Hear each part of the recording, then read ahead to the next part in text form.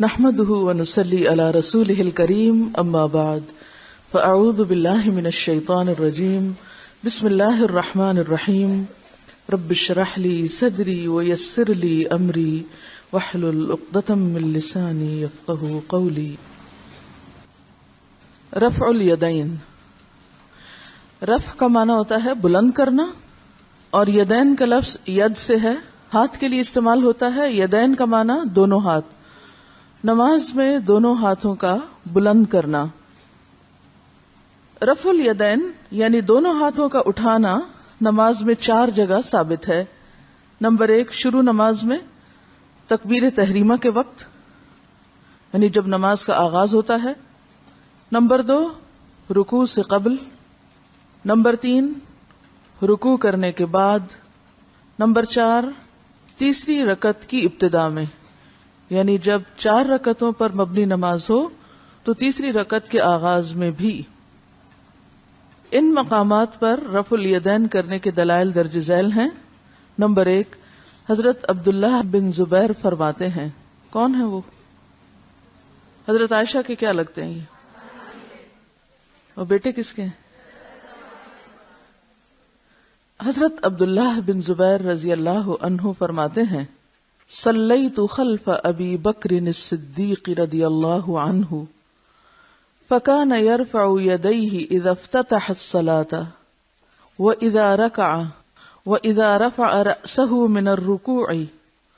وقال ابو بکر صلیت خلف رسول اللہ صلی اللہ علیہ وسلم فکان یرفع یدیہ اذا افتتح الصلاة واذا رکع وَإِذَا رَفَعَ رَأْسَهُ مِنَ الرُّكُوعِ.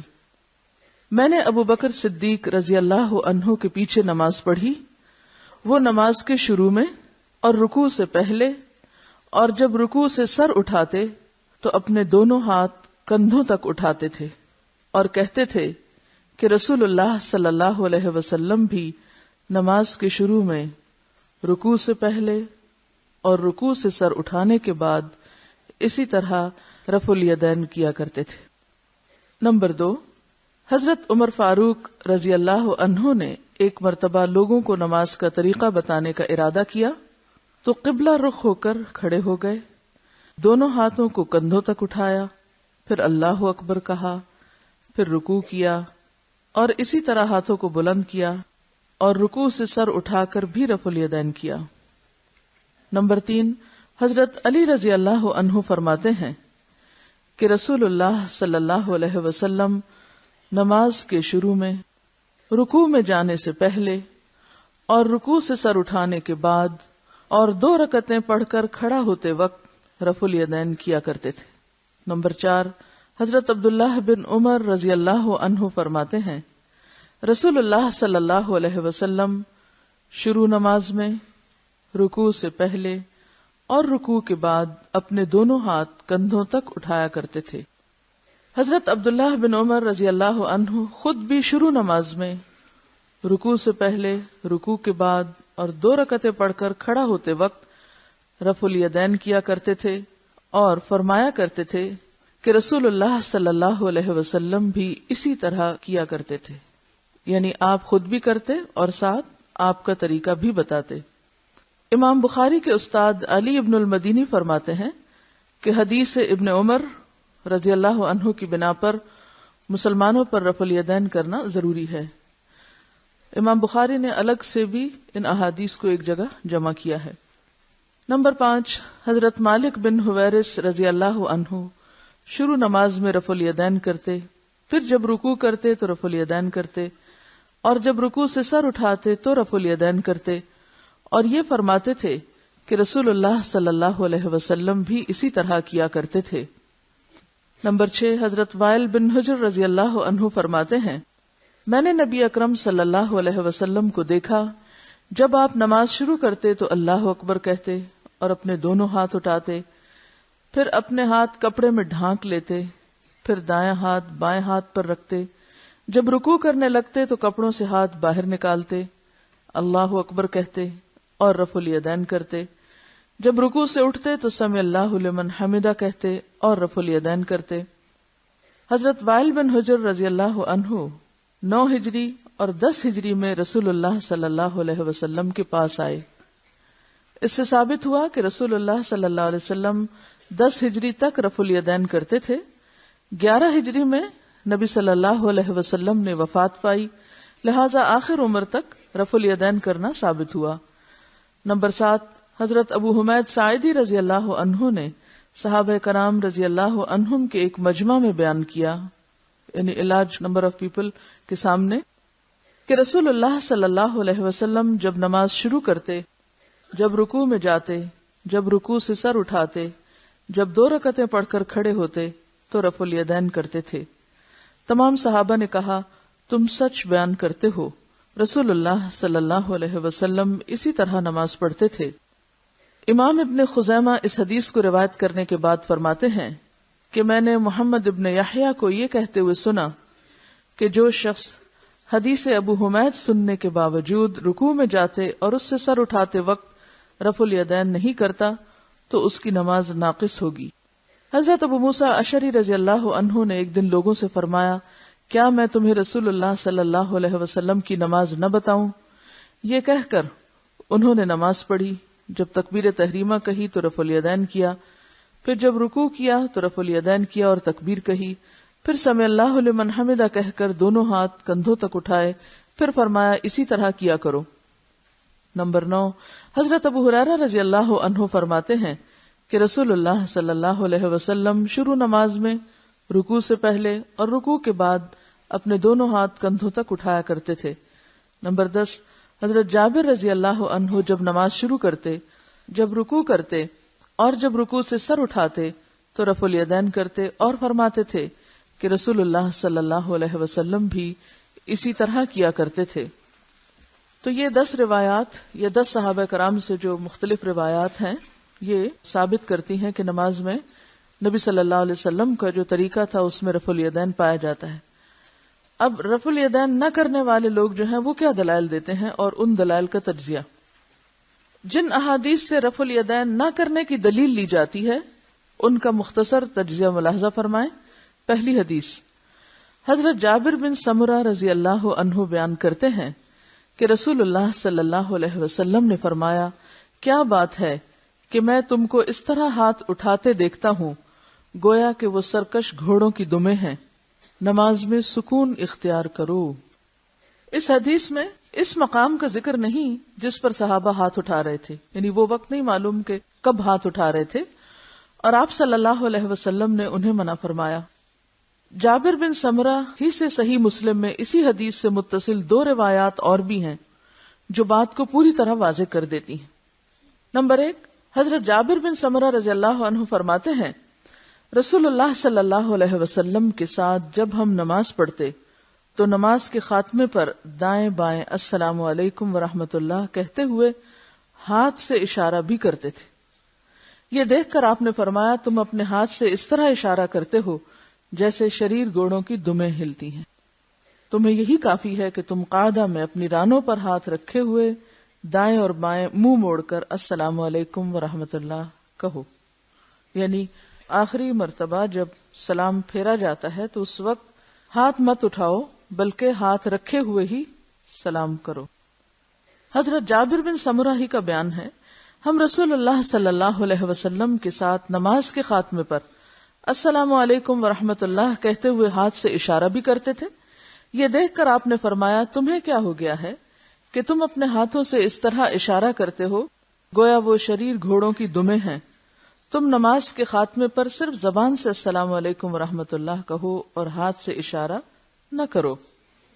امام نووی رحمۃ اللہ علیہ المجموع میں فرماتے ہیں، جابر بن سمرہ کی اس روایت میں رکوع میں جاتے اور اٹھتے وقت رفع الیدین نہ کرنے کی دلیل لینا عجیب بات اور سنت سے جہالت کی قبیح بدترین قسم ہے، کیونکہ یہ حدیث رکوع کو جاتے اور اٹھتے وقت کے رفع الیدین کے بارے میں نہیں ہے، بلکہ تشہد میں سلام کے وقت دونوں جانب ہاتھ سے اشارہ کرنے کی ممانعت ہے، یعنی ادھر اور ادھر۔ محدثین اور جن کو محدثین کے ساتھ تھوڑا سا بھی تعلق ہے ان کے درمیان اس بارے میں کوئی اختلاف نہیں۔ اس کے بعد امام نووی امام بخاری کا قول نقل کرتے ہیں کہ اس حدیث سے بعض جاہل لوگوں کا دلیل پکڑنا صحیح نہیں، کیونکہ یہ سلام کے وقت ہاتھ اٹھانے کے بارے میں ہے، اور جو عالم ہے وہ اس طرح کی دلیل نہیں پکڑتا کیونکہ یہ معروف اور مشہور بات ہے. یعنی صحیح مسلم میں یہ روایات موجود ہیں، کوئی ڈھکی چھپی بات نہیں، اس میں کسی قسم کا اختلاف نہیں. اور یہ بات صحیح ہوتی تو ابتدائے نماز اور عید کا رفع الیدین بھی منع ہو جاتا. یعنی اگر اس سے مراد رکوع پہ جاتے اور اٹھتے وقت کا رفع الیدین تھا تو پھر شروع میں جب اللہ اکبر کہا جاتا ہے اس کو بھی روک دیا جاتا ہے، یا پھر عیدین میں جو نماز پڑھی جاتی ہے اس میں تکبیروں کے ساتھ ہاتھ اٹھائے جاتے ہیں تو وہ بھی روک دیا جاتا. مگر اس میں خاص رفع الیدین کو بیان نہیں کیا گیا. امام بخاری فرماتے ہیں پس ان لوگوں کو اس بات سے ڈرنا چاہیے کہ وہ نبی صلی اللہ علیہ وسلم پر وہ بات کہہ رہے ہیں جو آپ نے نہیں کہی. یعنی اس حدیث سے یہ دلیل پکڑنا کہ اس سے مراد رکوع میں جاتے اور اٹھتے وقت کا رفع الیدین ہے تو یہ غلط استدلال ہے، اور لوگوں کو خدا سے ڈرنا چاہیے کہ وہ آپ کی بات کو کس طرح انٹرپریٹ کر رہے ہیں. کیونکہ اللہ تعالیٰ فرماتا ہے فَلْيَحْذَرِ الَّذِينَ يُخَالِفُونَ عَنْ أَمْرِهِ أَن تُصِيبَهُمْ فِتْنَةٌ أَوْ يُصِيبَهُمْ عَذَابٌ أَلِيمٌ. پس ان لوگوں کو جو نبی صلی اللہ علیہ وسلم کی مخالفت کرتے ہیں اس بات سے ڈرنا چاہیے کہ انہیں دنیا میں کوئی فتنہ یا آخرت میں دردناک عذاب پہنچے. دوسری حدیث جو اس سلسلے میں بیان کی جاتی کہ رفع الیدین نہیں کرنا چاہیے، حضرت عبداللہ بن مسعود رضی اللہ عنہ نے فرمایا کیا میں تمہیں رسول اللہ صلی اللہ علیہ وسلم کی نماز بتاؤں؟ پھر انہوں نے نماز پڑھی اور ہاتھ نہ اٹھائے مگر پہلی مرتبہ، یعنی صرف تکبیر تحریمہ کے وقت ہاتھ اٹھائے اور باقی نماز میں نہیں. امام ابو داؤد اس حدیث کے بعد فرماتے ہیں، امام ابو داؤد کون ہے؟ جن کی سنن نبی داؤد کتاب ہے. لیس ہوا بصحیح علی ھذا اللفظ، یہ حدیث ان الفاظ کے ساتھ صحیح نہیں ہے. جبکہ امام ترمذی رحمۃ اللہ علیہ نے عبداللہ بن مبارک رحمۃ اللہ علیہ کا قول نقل کیا ہے لم یثبت حدیث ابن مسعود رضی اللہ عنہ، یعنی عبداللہ بن مسعود رضی اللہ عنہ کے ترک رفع الیدین کی حدیث ثابت نہیں، یعنی صحیح نہیں. امام ابن حبان رحمت اللہ علیہ نے تو یہاں تک لکھ دیا ہے کہ اس میں بہت سی علتیں ہیں. علت کس کو کہتے ہیں؟ مخفی عیب جو اسے باطل بنا رہی ہیں. مثلا اس میں سفیان ثوری مدلس ہیں اور ان سے روایت کرتے ہیں، اور مدلس کی ان والی روایت یعنی جس میں وہ سمیت یا حدثنا وغیرہ نہیں استعمال کرتے، تفرد کی صورت میں ضعیف ہوتی ہے. یعنی اگر اکیلے وہی ایک کہہ رہے ہوں تو پھر وہ ضعیف شمار ہوتی ہے. اگر ایک راوی ان کہہ رہا ہے اور باقی سب سمیت و حدثنا کہہ رہے ہیں تو اس کی تصدیق جو ہے وہ دوسری روایات سے ہو جاتی. تیسری حدیث حضرت برا رضی اللہ عنہ کہتے ہیں میں نے رسول اللہ صلی اللہ علیہ وسلم کو دیکھا، آپ جب نماز شروع کرتے تو دونوں ہاتھ کانوں تک اٹھاتے، ثم لا یعود، پھر نہیں اٹھاتے تھے، یعنی ایک ہی بار اٹھاتے. امام نووی رحمہ اللہ فرماتے ہیں کہ یہ حدیث ضعیف ہے. اسے سفیان ابن عیینہ، امام شافعی، امام بخاری کے استاد امام حمیدی اور امام احمد بن حنبل جیسے ائمۃ الحدیث رحمہم اللہ نے ضعیف قرار دیا ہے. کیونکہ یزید بن ابی زیاد پہلے لا یعود نہیں کہتا تھا، اہل کوفہ کے پڑھانے پر اس نے یہ الفاظ بڑھا دیے. مزید برآں یزید بن ابی زیاد ضعیف اور شیعہ بھی تھا، آخری عمر میں حافظہ خراب ہو گیا تھا، نیز مدلس تھا.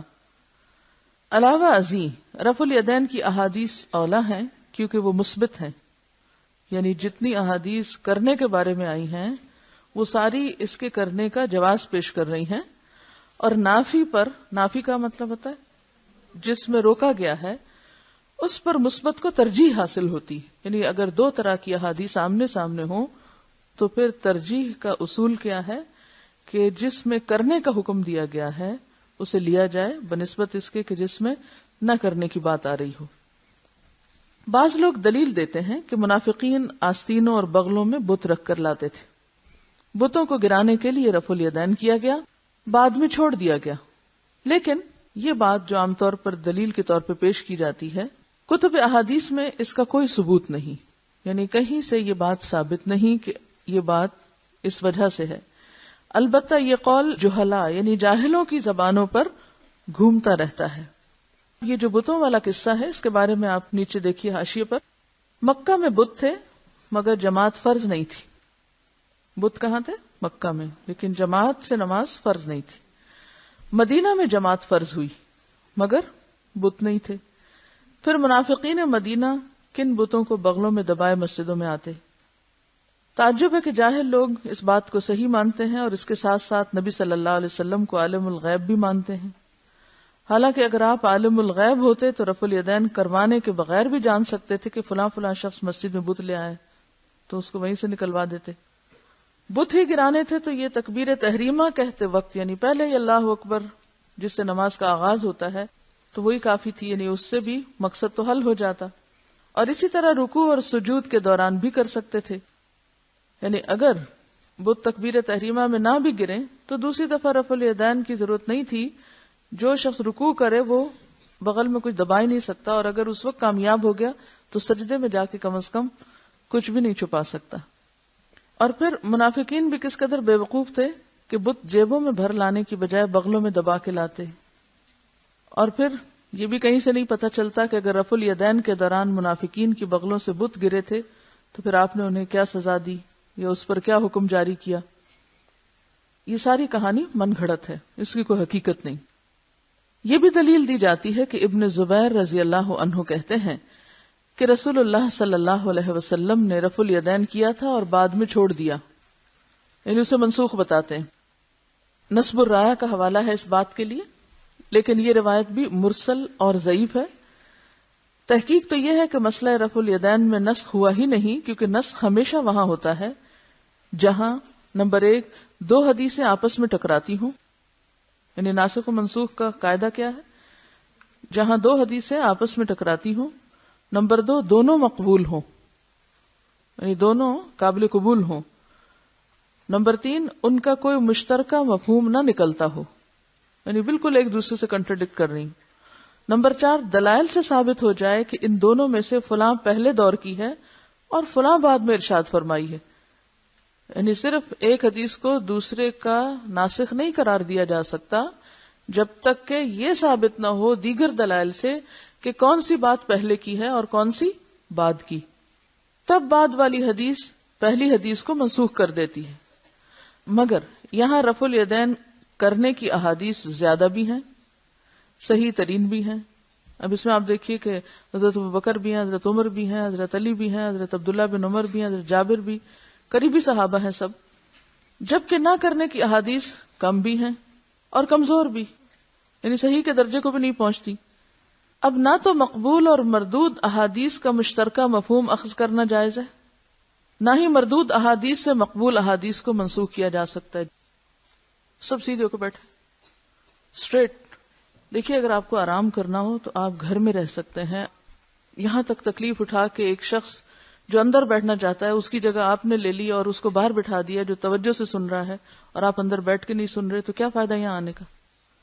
میں نے آپ سب سے کیا کہا ہوا ہے، کیا کیا کریں؟ کسی کو یاد نہیں؟ قرآن میں کیا پڑھا تھا؟ وَالصَّاحِبِ، اس کا کوئی حق ہے؟ کیا حق ہے اس کا؟ آپ کے ساتھیوں کا آپ پر حق ہے. لہذا اب سونے والے کو نہیں پکڑا جائے گا، اس کے ساتھی کو پکڑا جائے گا، کیونکہ اس نے حق ادا نہیں کیا. جب بھی آپ دیکھیں کہ آپ کے ساتھ والا شخص جو ہے وہ پین چھوڑ بیٹھا ہے، پین چھوڑ دیا اس نے، یا اس کی انگلی نہیں ہل رہی، کتاب کے ساتھ ساتھ آگے نہیں جا رہی، تو فوراً قرآن کے حکم کے مطابق احسان کریں اپنے ساتھی پر، اور کیا کریں؟ اس کو جگائیں، اس کو ہلائیں.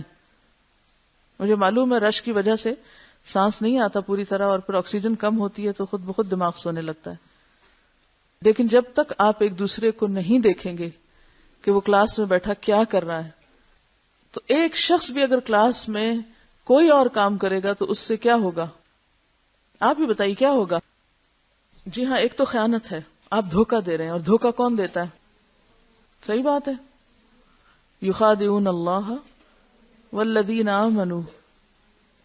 پہلے تو مجھے بتائیے منافقین کی صفت ہے یہ؟ کیا کرتے ہیں وہ؟ بظاہر وہ یہ بتا رہے ہوتے ہیں کہ ہم کلاس کے اندر ہیں، ہم پڑھنے آئے ہیں، ہم پڑھ رہے ہیں. گھر والوں کو بھی یہی بتا کے آتے ہیں نا، استادوں کو بھی یہی بتا رہے ہیں، ساتھ والے کو بھی یہی پتا ہے کہ یہ پڑھنے کے لیے آئے ہوئے، لیکن وہ یہاں بیٹھ کر اگر کچھ اور کر رہے ہیں تو وہ کس کس کو دھوکہ دے رہے ہیں؟ ان سب کو دے رہے ہیں. تو جو شخص یہ سمجھتا ہے کہ وہ دھوکہ دے کے بھی سچا مومن ہے تو وہ غلط فہمی کا شکار ہے، اس کے ایمان میں خلل ہے، اور ایمان کا خلل کو معمولی چیز نہیں ہے. تو اگر آپ یہاں بیٹھ کر کچھ بھی اور کر رہی ہیں، اس روز مجھے کسی نے بتایا کہ کوئی شخص پیچھے سورۃ کہف پڑھ رہا تھا فقہ کی کلاس میں، حتیٰ کہ کوئی لسنر بھی اگر یہاں آ کر بیٹھے تو اس کا فرض یہ بنتا ہے کہ وہ صرف پھر کلاس اٹینڈ کرے، اور اگر اس کو نہیں پڑھنا کچھ اور کرنا تو وہ کمرے سے باہر نکل جائے، وہ باہر جا کے کرے. لیکن جب تک آپ اندر ہیں تو آپ کو وہی کرنا ہے جو آپ کو کروایا جا رہا ہے. سورۃ کہف پڑھنا بھی اس وقت ثواب کا باعث نہیں ہے. تو امانت کا تقاضا کیا ہے کہ جس چیز کے لیے آپ یہاں بیٹھے ہیں وہی کریں، اس کے علاوہ کچھ اور نہیں کریں، اور اس کے لیے ایک دوسرے پر نظر رکھیں. جب تک آپ ایک دوسرے پر نظر نہیں رکھیں گے تو ایک شخص بھی غلط کام کرے گا، وہ سب کی بدنامی کا سبب بنے گا. ایک شخص بھی یہاں آ کر نہیں پڑھتا، نہیں سیکھتا، نہیں سمجھتا اور غلط کام کرتا ہے تو وہ کیا صرف اپنے آپ کو نقصان دے رہا ہے یا آپ سب کو بھی دے رہا ہے؟ آپ سب کی شہرت کو بھی نقصان ہو رہا ہے. جب لوگ یہ کہتے ہیں کہ دین پڑھے ہوئے لوگ یہ کرتے ہیں تو آپ اپنے آپ کو بچا سکتے ہیں اس میں سے؟ بتائیے نا، نہیں بچا سکتے. تو دونوں طرح سے اپنے اوپر احسان کریں. ایک تو آپ کے اوپر اللہ کی طرف سے ذمہ داری ہے کہ اپنے ساتھ والوں کو دیکھیں، ساتھی کا ساتھ بیٹھنے والے کا حق ادا کریں. اور دوسری کیا بات ہے؟ اپنی عزت، دین کی عزت کی خاطر جو شخص کو غلط کام کرتے ہوا دیکھیں آپ اس کو روکیں. بنی اسرائیل پہ لعنت کیوں کی گئی تھی؟ وہ ایک دوسرے کو برائی سے روکتے نہیں تھے. اپنے اوپر لے کر دیکھیں، آپ پھر رحمت کے مستحق ہیں اگر آپ کسی کو دیکھیں غلط کام کرتے ہوئے اور پھر اسے روکے نہیں. ہم میں سے بہت سے لوگ صرف شکایت لگانا اپنا کام سمجھتے ہیں، یعنی بہت نیکی کا کام سمجھتے ہیں کہ انہوں نے شکایت لگا دی بس جا کے. حالانکہ شکایت لگانا کیا ہے؟ کیا شکایت لگانا درست کام ہے؟ کیا شکایت سے اصلاح ہوتی؟ کیا شکایت لگانے سے آپ کا فرض ادا ہو جاتا ہے؟ کیونکہ کچھ لوگ یہ سمجھتے ہیں کہ اگر وہ بس شکایت لگا دیں گے، جا کے پہنچا دیں گے، ان کا فرض ادا ہو گیا. کیا ادا ہو گیا؟ نہیں ادا ہوا. سب سے پہلے انہیں خود اس کو دور کرنے کی کوشش کرنی ہے. کیا اتنا خوبصورت اصول جو اسلام نے دیا ہے، اس کے بغیر معاشرے کی اصلاح اور صفائی کا کوئی طریقہ ہو سکتا ہے؟ نہیں. ایک کلاس میں ایک استاد کے بیٹھ کر لیکچر دینے سے اصلاح اور تربیت نہیں ہوا کرتی جب تک آپ سب اس ذمہ داری کو قبول نہ کریں. ہر ایک دوسرے کے اوپر اس لحاظ سے ضرور نظر رکھے کہ وہ اپنے مقصد سے غافل تو نہیں ہو رہا، اور اگر ہو رہا ہے تو سنجیدگی اور خیرخواہی کے ساتھ خود سمجھائیں، نہ کہ آ کے مجھے شکایت لگائیں یا لکھ کے بھیجیں کہ فلاں یہ کر رہا اور فلاں وہ. میرے لیے اس سے زیادہ تکلیف کی کوئی بات نہیں ہوتی کہ کوئی میرے اسٹوڈنٹ جن سب کو میں اپنی بیٹیوں کی طرح سمجھتی ہوں یا بہنوں کی طرح، کہ مجھے ان کے بارے میں کوئی آ کے کوئی شکایت لگائے. سخت تکلیف ہوتی ہے، میں سننا ہی نہیں چاہتی. میں چاہتی ہوں میرا دل ہر ایک کے لیے اچھا ہو تاکہ میں پوری محبت اور خلوص سے دے سکوں. تو نہ مجھے اذیت پہنچائیں اور نہ اپنے اعمال برباد کریں شکایتیں لگا کے، بلکہ اس کے برعکس جو آپ کے اوپر فریضہ ہے امر بالمعروف اور نہی عن المنکر کا، اس کو استعمال کریں اور خود روکنے کی کوشش کریں. اپنی نگاہوں میں اتنی قوت پیدا کریں کہ آپ کسی برائی کو دیکھیں اور وہ وہاں ٹک نہ سکے. اور جب تک آپ میں سے ہر ایک شخص یہ طریقہ نہیں سیکھے گا، اصلاح کا کام ہو ہی نہیں سکتا. ہم نے یہ سمجھ رکھا ہے دین پھیلانا وہ مسجد والوں کا کام ہے، امر بالمعروف وہ چند الہدا کی استانیوں کا کام ہے، اور ہم تو طالب علم ہیں، بس ہمارا تو فرض نہیں. ہر ایک کا فرض ہے، ہر ایک کا فرض ہے. تو اب کوئی بھی آپ کے ارد گرد، اب کی کلاس میں بھی اور نیکسٹ کلاسز میں، کوئی آپ کے ارد گرد ذرا نیچے جھک جائے نیند میں، قلم چھوڑ بیٹھے، بالکل ساکت بیٹھا ہو، نہ ہاتھ ہلائے نہ انگلی، بالکل، تو ضرور اس کو ایک ٹھوکر لگائے. مجھے معلوم ہے کیونکہ میں بعض اوقات لوگوں کو کرتی تو لوگ ریئیکٹ کرتے ہیں یا آگے سے رسپانس نہیں دیتے. یہ بھی غلط ہے. یہ بھی جواباً اس شخص کو کیا چاہیے کہ وہ تھوڑا سا اس کو رسپانس دے کہ میں جاگ رہا ہوں، تم میری خیر خواہی کر رہے ہو، ٹھیک ہے، شکریہ. عام طور پر ایسی خیر خواہی کرنے والوں کے ساتھ کیا کیا جاتا ہے، یعنی اگر ہلائیں بھی تو ہل کے نہیں دیتے. بعض اوقات تو کہتے ہیں چھوڑ دو، ہلاؤ بھی مت. کیونکہ میرے آس پاس جو لوگ یہاں نیچے بیٹھتے ہیں تو بعض اوقات وہ قلم چھوڑ کے بیٹھے ہوتے ہیں، یہ بہت جھک جاتے ہیں، تو میں ساتھ والوں کو اشارہ کرتی ہوں ہلاؤ ان کو. تو بچی بیچاری جو ہلاتی ہے تو وہ ایسے ہاتھ جھٹک رہی ہوتی ہے، مت ہلاؤ. ایسے موقع پہ یہی اخلاق ہے؟ کیا یہ اخلاق ہے؟ کیا اخلاق ہے کہ اگر کوئی ہمیں چلے اس کی بھول صحیح، اس کی غلطی صحیح، وہ بھول کے ہلا رہا ہے، کیا کرنا چاہیے؟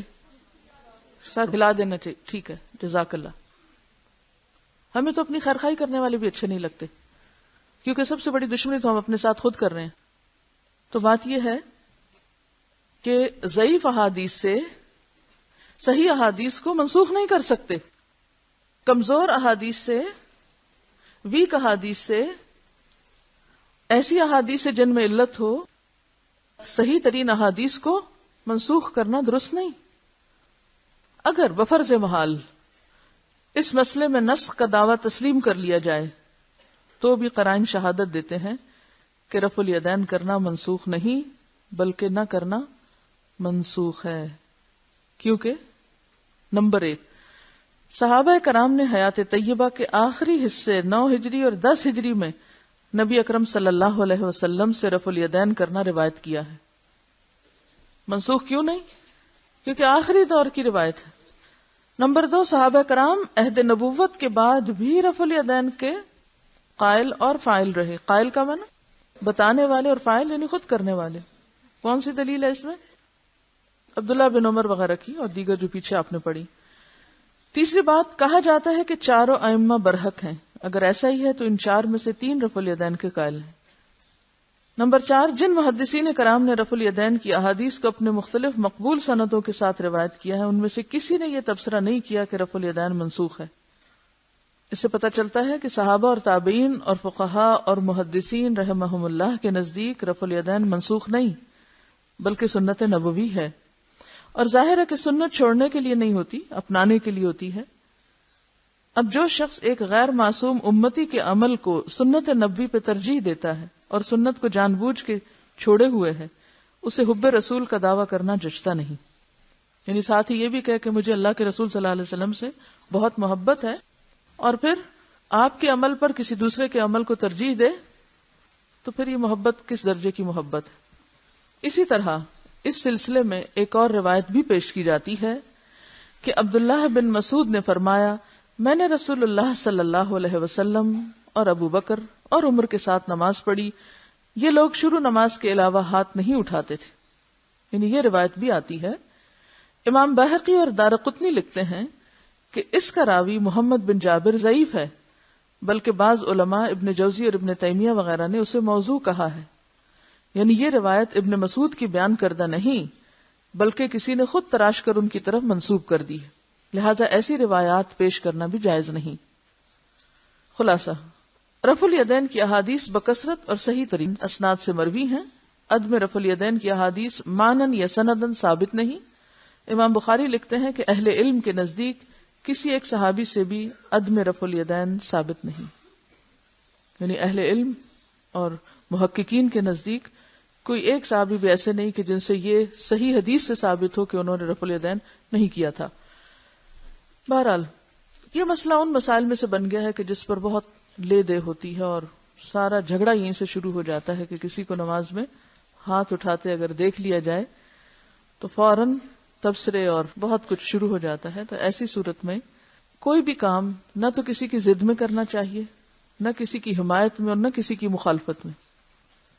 کسی بھی کام کو کرنے کے لیے سب سے پہلے آپ کا اپنا شرح صدر ضروری ہے. اگر آپ کا شرح صدر ہو تو دوسروں کو قائل کرنا آپ پہ فرض نہیں. آپ اپنا عمل تو جاری رکھیں، لیکن اس بات میں نہ پڑیں کہ دوسرے کیوں قائل نہیں ہو رہے. ظاہر ہے کہ جس طرح آپ نے علوم الحدیث پڑھا اور اس میں احادیث کی قسمیں پڑھی، اور پھر استنباط کے طریقے پڑھے، اور پھر علماء کرام اور فقہاء اعظام کے جو طریقہ استدلال تھا یا طریقہ استنباط تھا اس کو بھی آپ نے پڑھا، اور وہ چیزیں بھی مختصراً آپ کے سامنے تھی. یہ تمام چیزیں عوام الناس کے سامنے نہیں ہوتی. لہٰذا اگر آپ دین کی تبلیغ اور اشاعت اس مقدس فریضے سے شروع کریں کہ انہی مسائل پہ لوگوں کے ساتھ جھگڑا شروع کر دیں تو یہ طریقہ درست نہ ہوگا.